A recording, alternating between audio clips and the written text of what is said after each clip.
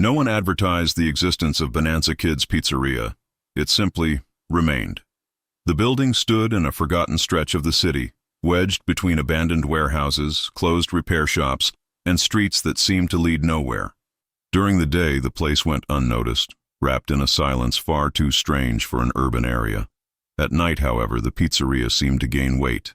Not light, weight. As if the air around it grew thicker, denser, harder to move through. The old signs were still there. Faded, colorful letters. Far too cheerful for a place that hadn't seen children in over 10 years. The main mascot, an animatronic bear with large eyes and a wide smile, stared out at the street with a frozen, permanent expression, as if trapped in the exact instant between forced joy and something that should never have been seen. The city spoke little about the place, and when it did, it quickly changed the subject. There were stories. There always are. Children who went in and never came out. Employees who vanished. Sounds at night. Lights that turned on by themselves. And the most disturbing detail: no one could prove anything. No bodies. No solid reports. Only disconnected accounts, whispers, shared nightmares told by people who had never met. Lucas Ferreira had known those stories since childhood, and he had always tried to forget them. At 28, with his life broken into pieces that no longer fit together, he accepted the job without asking questions. The ad was too simple to seem real. Night guard, midnight to 6 a.m., low activity, weekly pay.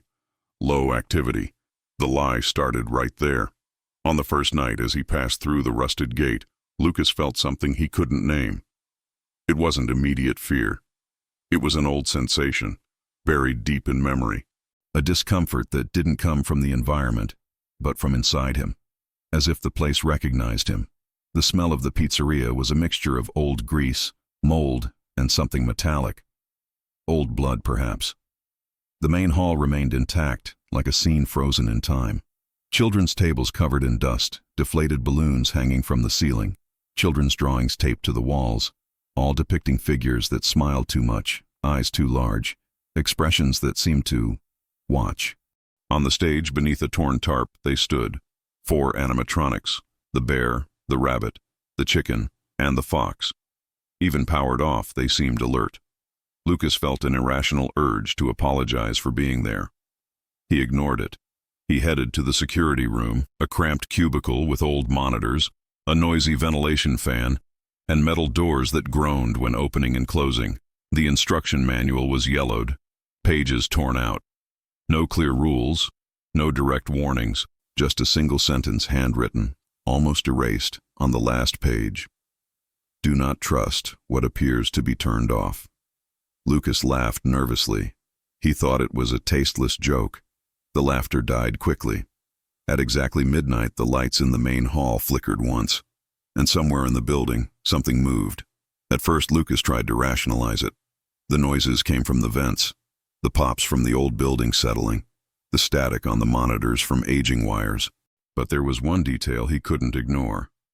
The sounds had rhythm. They weren't random. There were pauses, intervals, repetition. At 1:17 a.m., a camera in the east corridor shut off by itself. At 1:32 a.m., the stage appeared empty for exactly 2 seconds before the image returned, with the animatronics in slightly different positions. Lucas leaned closer to the monitor, his heart racing. He was absolutely certain the bear was now looking directly at the camera. Not looking. Focused. A metallic sound echoed through the hall. One step, then another. Slow, heavy, dragging. Lucas held his breath. The central corridor monitor caught a shadow passing by. It must be a bug, he muttered, to no one. At 2:04 a.m., the security room door vibrated slightly. Not a knock, not an attempt to open it, just a touch, like fingers testing the surface, like something learning. Lucas pushed back in his chair. The intercom, which he didn't even know, a low noise filled the room. And then, a child's voice, distorted as if recorded on old tape, whispered, "You came back." His blood ran cold. "Who's there?" Lucas asked, hating the tremor in his own voice. Silence. On the monitors, the rabbit animatronic was now gone from the stage. Lucas didn't remember seeing it leave. The clock read 2:06 a.m. And for the first time since entering that building, Lucas understood something essential. The pizzeria was not empty. It never had been. In the following nights, Lucas began arriving earlier. Not out of responsibility, but out of necessity. He needed to understand. He needed to prove to himself that he wasn't losing his mind. He began exploring areas the manual didn't mention. Sealed party rooms, locked storage spaces, an old administrative office buried under folders, photographs, and incomplete reports. That was where he found the names. 7 children. Disappeared over the course of 5 years. All regulars at the pizzeria. All classified as inconclusive cases. The photographs had been scribbled over. Eyes scratched out. Smiles smeared with red pen. Lucas's stomach twisted when he recognized one of the faces. His own, very close to it. The memory hit like a punch. A birthday party, balloons, cold pizza, the bear bending down to speak to him. A back door, darkness. Lucas dropped to his knees. He had been there as a child, and something had happened that night, something that never fully let him leave. On the monitors, the animatronics began moving more frequently. Not aggressive, not yet. Just present, watching, learning, and sometimes crying. Yes, crying. From the old sound system, Lucas began hearing low sobs, mixed with children's laughter and overlapping voices, repeating meaningless phrases. Play with us. You promised. It wasn't supposed to end like this. The curse wasn't in the building. It was in what had been done there. Children locked away. Silence bought. Bodies hidden. Fragmented consciousnesses, trapped in metal and wires. And now, something wanted to finish the game. The 5th night began differently. The security room doors no longer responded. The monitors displayed impossible delays. The clock read 0 per for over 20 minutes. Lucas felt their presence even when he couldn't see them. The air vibrated. Shadows stretched in the wrong ways. The bear appeared in places it shouldn't physically fit. At 3:33 a.m., all cameras showed the same thing. The empty stage, and in the center of the image, written on the floor with something dark, "It's your turn." The fox appeared first, fast, violent, slamming against the door, laughing with a metallic cackle that didn't sound mechanical but personal. Lucas screamed. The rabbit appeared behind him. Impossible, since there was no passage. Or there was. Cold hands touched his shoulders. Children's voices overlapped. Now, you survived. We didn't. Balance. Lucas's sanity began to collapse. He no longer knew how much time had passed. The clock skipped hours. The fan's hum seemed to whisper his name. And then he understood. For someone to leave, someone had to stay. Lucas walked into the main hall, facing the terror head-on. The animatronics surrounded him. They didn't attack. They observed, like silent judges. The bear approached. It opened its mouth. Inside there were no gears. There were human teeth. "You remember now?" said the voice, deep, composed of many others. Lucas cried. He begged for forgiveness. He screamed. He pleaded. None of it mattered. The pizzeria needed a guard. It always had. And Lucas had never truly left. When the sun rose, the building was silent again. The front door remained locked. No signs of intrusion, no body. Just one new detail on the stage. Beside the animatronics, there was a 5th one. A man. Motionless. Smiling. Eyes open far too wide. And on the wall behind them, a freshly written phrase, "Now we are complete." Out it. The eyes remained open, moist, reflecting the dim stage lights. Anyone who stared for too long would notice they moved slightly, following anything that crossed the hall. It wasn't automatic surveillance. It was conscious attention. Someone trapped behind an invisible glass, watching a world they could no longer touch. Lucas was still thinking, and that was the worst punishment. He felt the metal around his body, cold and tight, fused to his skin, piercing bones, locking joints. Every attempt to move produced an internal grinding, a protest of pain that never turned into a scream. His mouth remained open in a permanent, forced smile. cruel, as if his own body mocked the mind imprisoned inside it. Time ceased to exist as it once had. The pizzeria's lights turned on and off in irregular cycles. Sometimes the hall stayed submerged in darkness for hours. At other times, the lights flickered too fast, creating shadows that moved out of sync, as if they no longer obeyed the normal laws of reality. Lucas began hearing thoughts that were not his own. Children's whispers emerged inside his head, mixing with memories he tried to forget.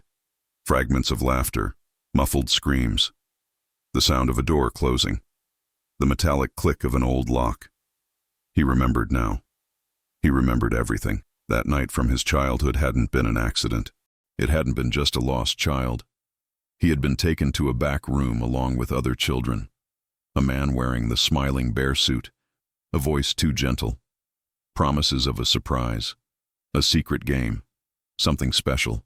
Lucas had escaped because he cried louder, because he panicked, because he bit, because he scratched, because he was thrown aside like an inconvenient mistake while the others stayed. And now, the mistake had been corrected. The children didn't hate him. That was the most disturbing part. They had waited for him. The bear animatronic slowly turned its head toward Lucas. The movement came with an internal crack, like bones adjusting inside a metal shell. When it spoke, the voice sounded closer, clearer, more intimate. You remember us now, Lucas. You remember the dark, the smell, the fear that had nowhere to run. Lucas tried to close his eyes. He couldn't. The pizzeria did not allow escape, not even inside one's own mind. The nights that followed stopped obeying any logic.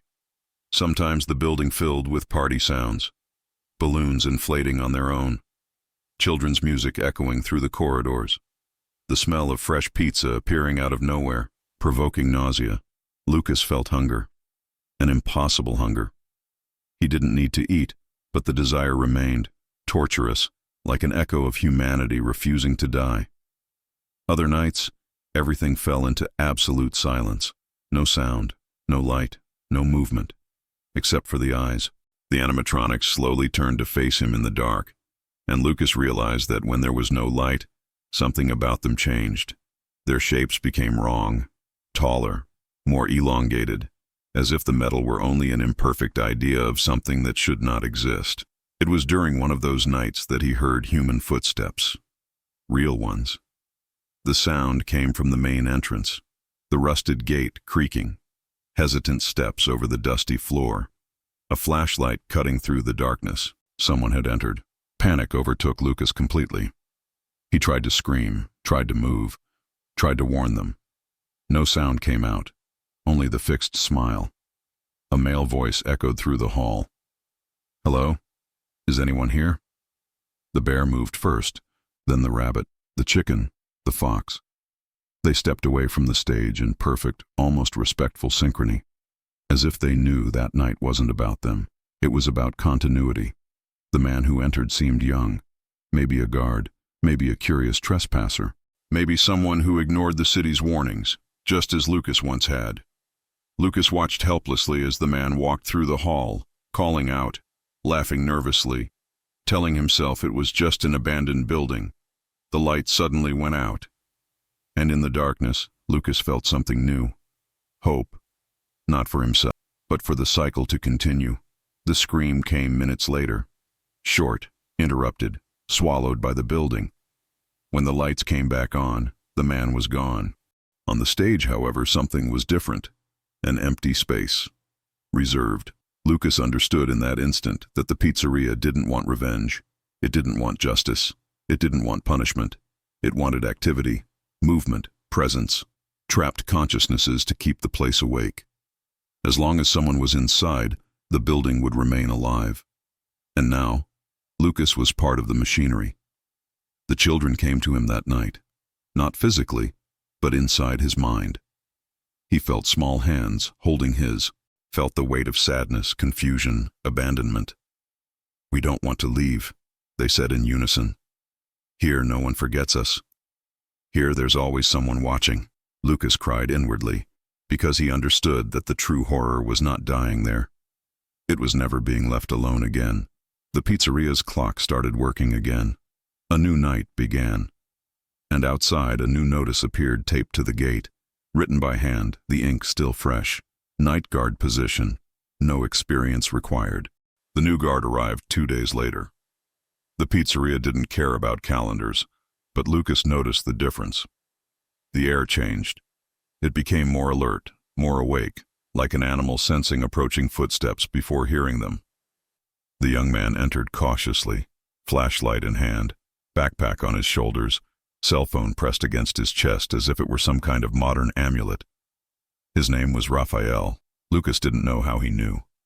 He simply knew. The building whispered information now. Memories leaked through the walls. The place learned from each person who entered and redistributed fragments like a cruel game. Raphael laughed nervously when he saw the animatronics on the stage. "What a messed up place," he muttered. Lucas tried to scream, tried to warn him. Nothing.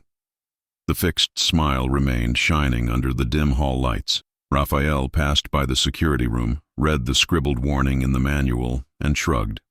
Thought it was funny. They always do.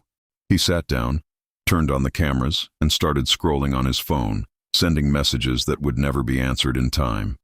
At 00:00, the lights flickered. Lucas felt a violent tightening inside his metallic chest, something like a heart trying to beat inside a space not made for it. The pizzeria woke up. The animatronics moved almost imperceptibly, like predators who know they don't need to rush. The bear tilted its head. The chicken twisted its neck at a wrong angle. The fox vanished from the stage camera without any transition. Lucas noticed something new that night. They were teaching. The movements were slower, more visible, as if they wanted Raphael to notice, as if fear itself were part of the ritual. At 1:12 a.m., Raphael heard the first sound coming from the west corridor, a soft, dragging noise, almost shy. He stood up, locked the security room door, and laughed again, telling himself it was just the old building. Lucas felt shame for knowing what was coming. At 2 a.m., the storage room camera showed something that had never appeared before. A small door, too low for an adult to use comfortably. It didn't exist on the building's map. It had never existed. Now it was there, breathing, pulsing faintly, as if it had just been born. Raphael leaned closer to the monitor, frowning. "What the hell is that?" The child's voice came moments later, spilling from the speakers with irregular static. "Do you want to play?" Raphael froze. Lucas felt the building smile. Raphael's fear grew too fast. He ran through the hall, tried to leave through the main door, but the gate was locked, sealed by a force that didn't come from padlocks, but from intent. The pizzeria didn't lock doors. It decided. The animatronics appeared one by one, surrounding him without haste. They didn't attack. They only watched as he screamed, as his sanity crumbled before the impossibility of escape. Lucas saw the moment Raphael understood the truth. It wasn't an abandoned place. It was an occupied one. The small door in the storage room opened by itself. An old smell spilled out. Dust, rust, and something that reminded him of forgotten meat. Children's voices echoed from inside, calling Raphael by name, even though he had never said it out loud. He cried, he begged, he promised silence. None of it mattered. Lucas felt the pizzeria ask the final question inside Raphael's mind. "Will you stay?" The scream was long this time, so long that a throat should not have endured it. When it stopped, the building sighed. On the stage, beside Lucas, a new animatronic began to take shape. Not immediately, not all at once. It was a slow process, almost artisanal, metal forming around a panicking consciousness. A face still undefined, caught between human expression and mechanical smile. Eyes blinking, confused, filled with terror. Raphael now saw Lucas, and Lucas saw understanding bloom in that gaze.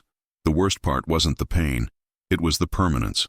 The children approached Raphael just as they had done with Lucas, not with hatred, with something far heavier. Acceptance. "Now you stay too," they said. "Here no one leaves. Here time doesn't hurt anymore." Raphael tried to close his eyes. He couldn't either. The pizzeria was growing. New corridors appeared where solid walls once stood.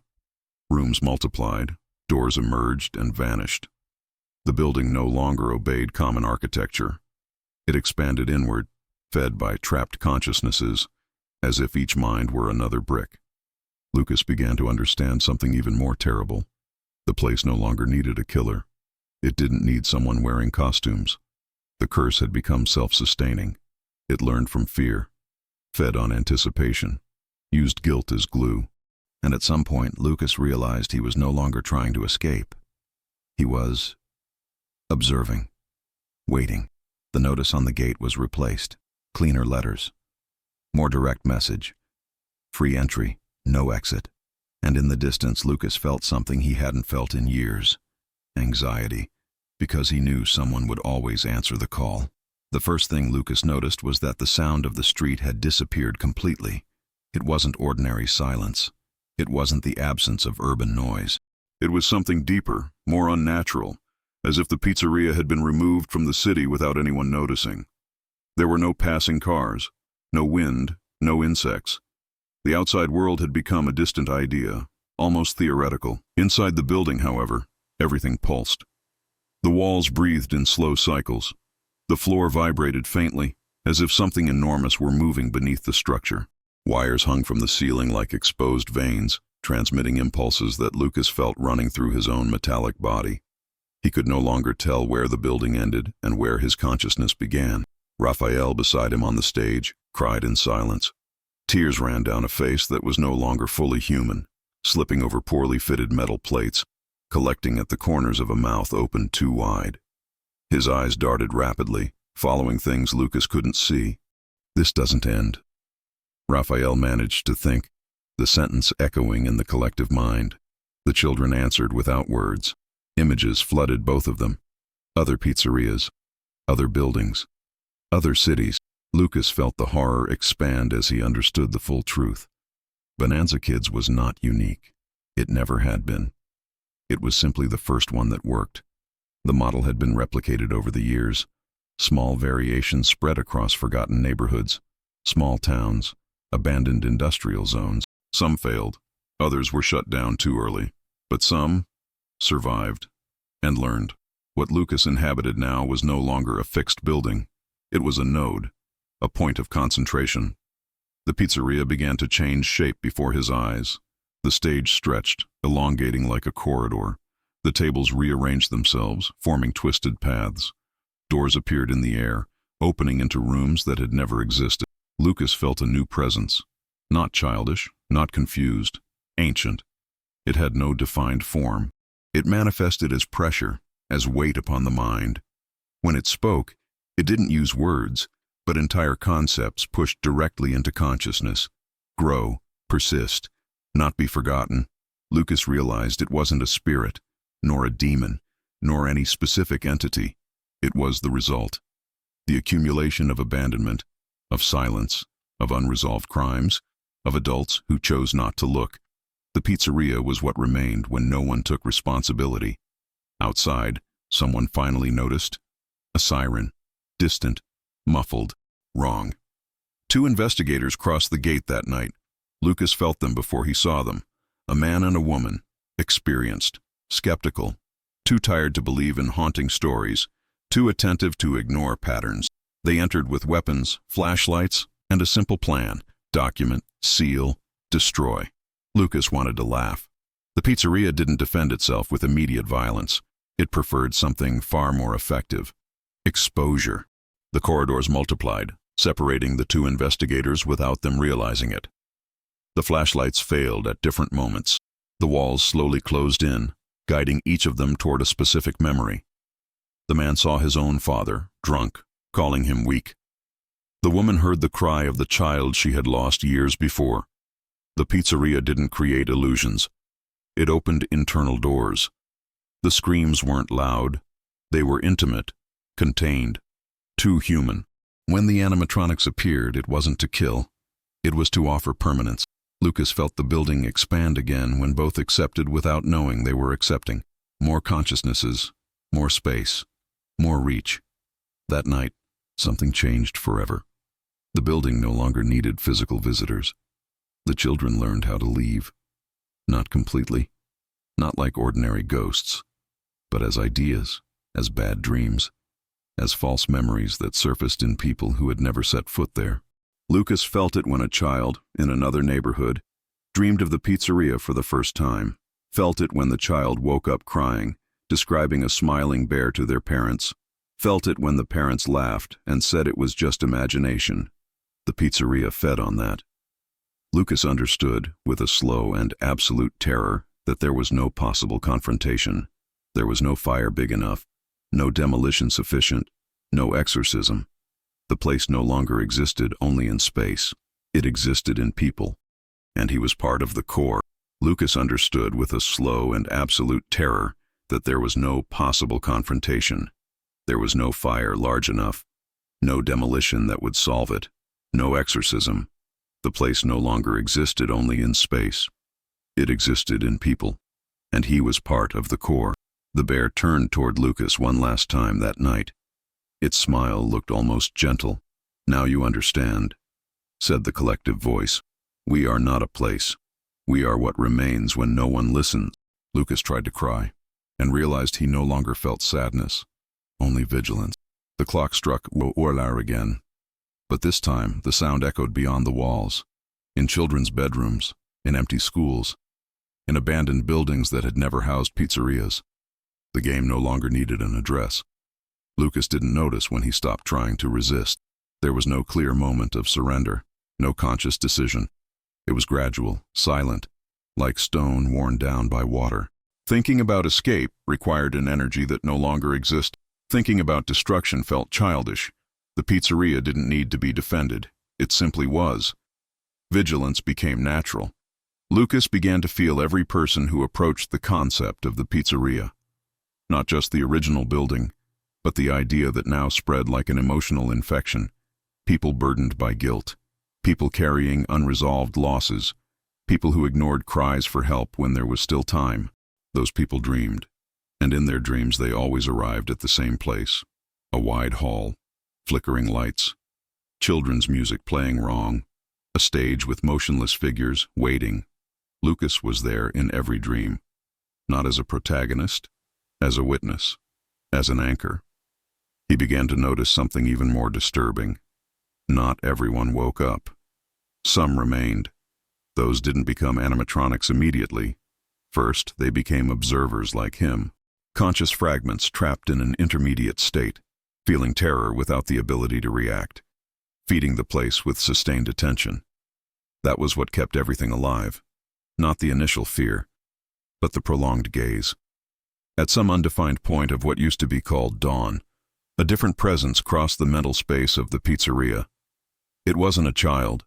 It wasn't a guard. It wasn't an investigator. It was someone who remembered. Someone who knew exactly what that place was. The memory arrived like a blade. The man in the suit, not the costume. What was inside it? He didn't appear as a body. He appeared as intent, as the memory of hands gripping small shoulders, of low voices promising fun, of doors being carefully closed. The creator, or at least the first catalyst. He wasn't there to destroy the pizzeria. He was there because he couldn't escape it. The place had followed him for decades, growing from the trail he left behind. Every bought silence, every muffled investigation, every adult who chose not to see had reinforced it. Now, old, sick, at the edge of death, he dreamed of the hall every night. And unlike the others, he felt no fear. He felt belonging. Lucas felt the children's fury stir. Not violent, not explosive, something far colder. Certainty. The presence was pulled into the center of the pizzeria. For the first time, Lucas saw the confrontation happen. The man appeared on the stage without a suit, without masks. Just a frail body, kneeling, breathing with difficulty. He looked around and smiled. "I knew you'd survive," he murmured. The children didn't respond. The bear stepped forward. Lucas felt something break inside him. Not pity, not compassion. Closure. The man began to speak, trying to justify, trying to explain, trying to spread the blame across the world. Words spilled out, useless. The building absorbed everything without reacting, until the collective voice spoke, not as a threat, but as a sentence. "You don't stay." The man's eyes widened. "No, he whispered. "I belong to this. I created. You initiated. But you never stayed." True terror was born in that instant, to be denied, to be considered insufficient even for the curse. The man began to unravel, not physically. His consciousness was torn apart, fragmented, scattered. He was not granted permanence, not granted oblivion. He was given something worse. He was expelled. Lucas felt when the man woke up in a hospital bed, screaming, unable to understand why. Without peace, without closure, condemned to remember. The pizzeria did not punish with death. It punished with continuous awareness. Over time, a concept that no longer made sense, Lucas realized the cycle had stabilized. It no longer grew faster. It didn't need to. It was already everywhere it needed to be. There would always be someone willing to ignore a warning. There would always be someone too curious. There would always be adults too tired to listen to children. And there would always be dreams. Lucas stopped thinking of himself as a victim. He was part of the mechanism now, an involuntary guardian, a fixed point, a constant gaze that kept everything awake. Sometimes he sensed someone outside, watching a video about horror stories. A low narration, a calm voice, images of smiling animatronics, comments saying it was just fiction. Lucas watched, and in silence, waited. Because he knew the final truth. The pizzeria never needed to exist physically. It only needed someone to believe in it for long enough. And now, you knew about it. The clock struck Neuros. Somewhere a child woke up frightened. The concept of vigilance had dissolved. There were no more shifts. There was no clear beginning or end. The pizzeria didn't sleep. It only changed focus. Sometimes it watched outward, sometimes inward, sometimes upward, as if something above the building could also be seen. Lucas felt it whenever someone thought about it. It didn't need to be close. It didn't need to be now. It was enough for someone to imagine the pizzeria with sufficient attention. That was how it found new entrances. He began to recognize the signs, always subtle, always easy to ignore. An adult driving late at night, vaguely remembering a childhood pizzeria they weren't sure was real. A student watching a horror video, feeling an unexplained discomfort when the animatronics appeared. A child drawing a smiling bear without ever having seen one. Those thoughts ignited something. Lucas felt them as small pulses in the mental space of the place. Points of contact. Invisible threads forming. The pizzeria didn't drag anyone by force. It waited for invitation. With time, Lucas realized the animatronics no longer moved only on their own. They reacted to those distant contacts. When someone thought about the place for too long, their eyes slowly turned toward an empty point in the hall, as if they were looking through reality itself. Then Lucas heard something different. Not a child's voice, not the collective chorus, an adult voice. "You're tired, Lucas." He didn't remember having a name there. "You've been watching for a long time. You understand how it works now." The voice didn't come from a specific animatronic. It spread through the walls, the wires, the air. It didn't sound cruel. It sounded practical. "You can help us." Lucas felt something stir inside him, an old resistance, weak, almost useless. Help how? He thought, not realizing when he had begun responding. The pizzeria showed him, not with clear images, with sensations. People about to enter, curious, skeptical, careless. "Not everyone needs to stay," the voice said. "Some only need to spread." Lucas understood the new role they were offering. He would no longer be only an anchor. He would be a bridge. The opportunity came too quickly. A group of young people decided to break into the pizzeria to record a video, not out of courage, out of disregard. They laughed before even entering. They bet on who would last the longest inside. Lucas felt the mental contact when the first of them touched the gate. The pizzeria waited. "Choose," said the voice. Lucas watched the group through the camera feeds. 5 people. One of them, different. The only one not laughing. The only one truly observing. Lucas hesitated. "She listens," he thought. "Then she decides," the place replied. When the group entered, the animatronics moved as usual, slowly, methodically.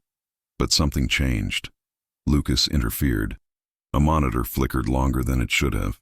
A corridor seemed longer. A door closed too early. Small choices.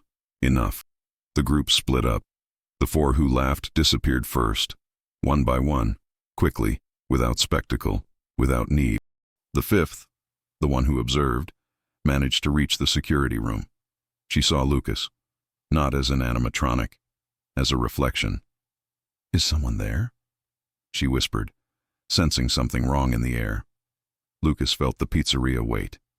"You can release her," the voice said. "Or you can let her see."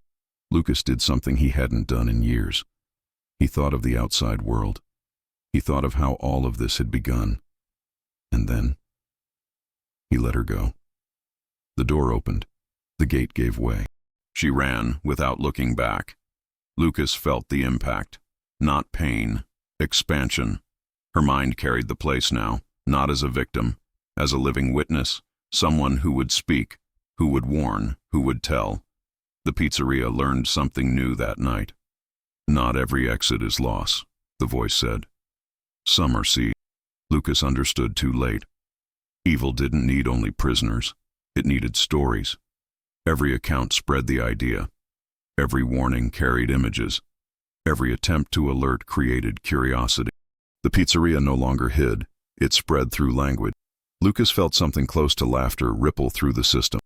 "Now you understand why observers are important," the voice said. "Without them, we do not exist." Lucas tried to resist, but he was already too integrated. He was part of the gaze, part of the repetition, part of the invitation. Somewhere, someone finished listening to this story, and for a few seconds longer than they should have, they kept imagining the pizzeria. The concept of vigilance had dissolved. There were no longer shifts. There was no clear beginning or end. The pizzeria did not sleep, it only shifted its focus. Sometimes it watched outward, sometimes inward, sometimes upward, as if something above the building could also be seen. Lucas felt it whenever someone thought about it. It didn't need to be nearby. It didn't need to be now. It was enough for someone to imagine the pizzeria with sufficient attention.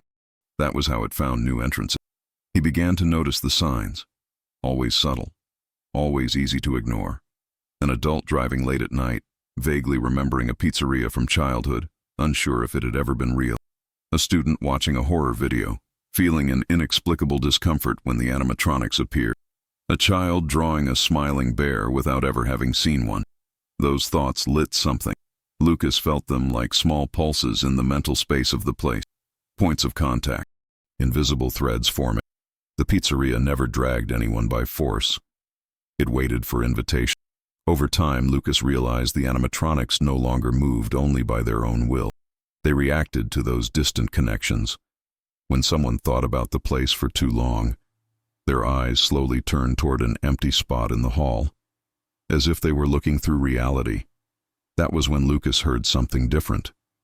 Not a child's voice, not the collective chorus, an adult voice. "You're tired, Lucas." He didn't remember having a name there. "You've been watching for a long time. You already understand how this works."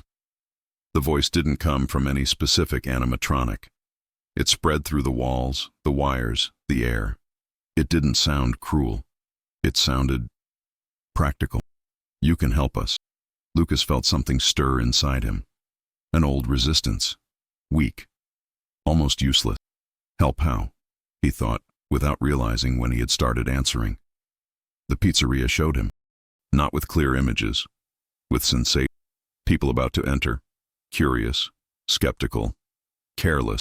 "Not everyone needs to stay," the voice said. "Some only need to spread." Lucas understood the new role they were offering him. He would no longer be just an anchor. He would be a bridge. The opportunity came quickly. A group of young people decided to break into the pizzeria to record a video. Not out of bravery, out of disregard. They laughed even before entering. They bet on who would last the longest inside. Lucas felt the mental contact the moment the first of them touched the gate. The pizzeria waited. "Choose," the voice said. Lucas watched the group through the cameras. 5 people, one of them, different. The only one who wasn't laughing. The only one who truly observed. Lucas hesitated. She listens, he thought. Then she decides. The place replied. When the group entered, the animatronics moved as they always did. Slowly, methodic. But something changed. Lucas interfered. A monitor flickered longer than it should have. A corridor felt longer. A door closed too soon. Small choices. Enough. The group split up. The four who laughed disappeared first. One by one, quickly, without spectacle, without need. The fifth, the one who observed, managed to reach the security room. She saw Lucas, not as an animatronic, as a reflection. "Is someone there?" she whispered, sensing something wrong in the air. Lucas felt the pizzeria wait. "You can let her go," the voice said. "Or you can let her see." Lucas did something he hadn't done in years. He thought of the outside world. He thought of how all of this had begun. And then, he let her go. The door opened. The gate yielded. She ran without looking back. Lucas felt the impact. Not pain, expansion. Her mind carried the place now, not as a victim, as a living witness.